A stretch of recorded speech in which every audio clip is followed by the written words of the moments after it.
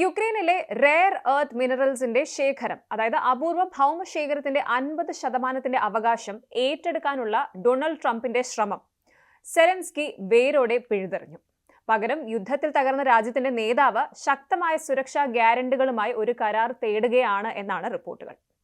വാഷിംഗ്ടണിൽ നിന്ന് ലഭിച്ച സൈനിക സഹായത്തിന് പകരമായി അമേരിക്കയ്ക്ക് $1 ട്രില്യൺ മൂല്യമുള്ള യുക്രൈനിയൻ വിഭവങ്ങൾ നൽകാനുണ്ടെന്ന് പ്രസിഡന്റ് ഡൊണാൾഡ് ട്രംപ് അഭിപ്രായപ്പെട്ടിരുന്നു. ട്രംപിന്റെ പരാമർശങ്ങളെ തുടർന്ന് ഫെബ്രുവരി 12-ന് കീവ് സന്ദർശനത്തിനിടെ US treasury secretary Scott Bessent ഈ നിർദ്ദേശം മുന്നോട്ട് വയ്ക്കുകയും ചെയ്തു. ദീർഘകാല അമേരിക്കൻ യൂറോപ്യൻ സുരക്ഷാ പ്രതിബദ്ധതകളുമായി ബന്ധിപ്പിച്ച് ധാതുശേഖരത്തെക്കുറിച്ചുള്ള ഏത് കരാറിനും സെലൻസ്കി തയ്യാറാണെന്ന് റിപ്പോർട്ടുകളുണ്ട്.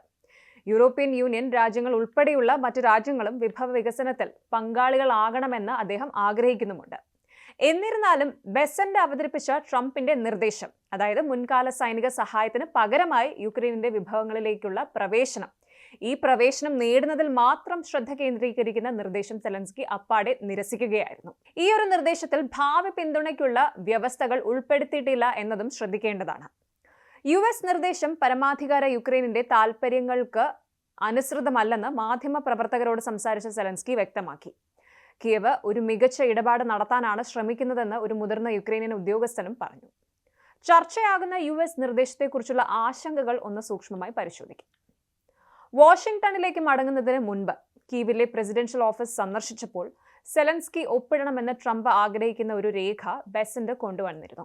1 മണിക്കൂറോളം നീണ്ടുനിന്ന സെലൻസ്കിയുമായുള്ള ഒരു സ്വകാര്യ ചർച്ചയ്ക്ക് മുമ്പായി തന്നെ ബെസന്റ് കരാറിനെ അതായത് USന്റെയും യുക്രൈനിന്റെയും സമ്പദ് വ്യവസ്ഥകളെ കൂടുതൽ ഇഴചേർക്കുന്ന ഒരു സാമ്പത്തിക പങ്കാളിത്തമായി വിശേഷിപ്പിച്ചിരുന്നു. യുക്രൈനുമായുള്ള സാമ്പത്തിക ബന്ധം വർദ്ധിപ്പിക്കുന്നതിന് ട്രംപ് ഭരണകൂടം പ്രതിജ്ഞാബദ്ധമാണെന്നും അദ്ദേഹം ചൂണ്ടിക്കാട്ടി.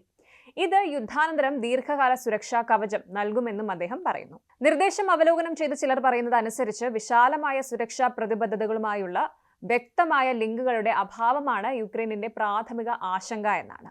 ഒപ്പം ഈ കരാർ ദീർഘകാല സുരക്ഷയ്ക്ക് എങ്ങനെ സഹായകമാകുമെന്ന് യുക്രൈനിയൻ ഉദ്യോഗസ്ഥർ ചോദിച്ചപ്പോൾ മിനറൽ സൈറ്റുകളിലെ US സാന്നിധ്യം റഷ്യയെ പിന്തിരിപ്പിക്കുമെന്ന അവ്യക്തമായ ഉറപ്പുകൾ മാത്രമാണ് ലഭിച്ചത്. ധാതുക്കളുടെ അവകാശങ്ങളെക്കുറിച്ചുള്ള തർക്കങ്ങൾ ന്യൂയോർക്ക് നിയമപ്രകാരം പരിഹരിക്കപ്പെടുമെന്ന നിർദ്ദേശത്തിലെ വ്യവസ്ഥയാണ് മറ്റൊരു തർക്ക വിഷയമെന്ന് ചില വൃത്തങ്ങൾ പറയുന്നുണ്ട്. മുൻകൂർ അറിയിപ്പ് കൂടാതെ ബെസന്റിന്റെ വരവിന് തൊട്ടു മുൻപ് US അംബാസിഡർ ബ്രിജറ്റ് ബ്രിങ്ക് ഈ നിർദ്ദേശം അദ്ദേഹത്തോട് അവതരിപ്പിച്ചുവെന്ന് സെലൻസ്കിയോട് അടുപ്പമുള്ള ഒരാൾ പറയുന്നുണ്ട്. ന്യൂയോർക്ക് നിയമപ്രകാരം കരാർ നടപ്പിലാക്കാൻ കഴിയുമെന്ന് കീവ് വിശ്വസിക്കുന്നില്ലെന്നും ആ വ്യക്തി കൂട്ടിച്ചേർത്തു. നിലവിലെ വ്യവസ്ഥകൾ നിരസിച്ചെങ്കിലും യുക്രൈൻ എല്ലാ വാതിലുകളും അടച്ചിട്ടില്ല എന്നതാണ് ഒരു വശം.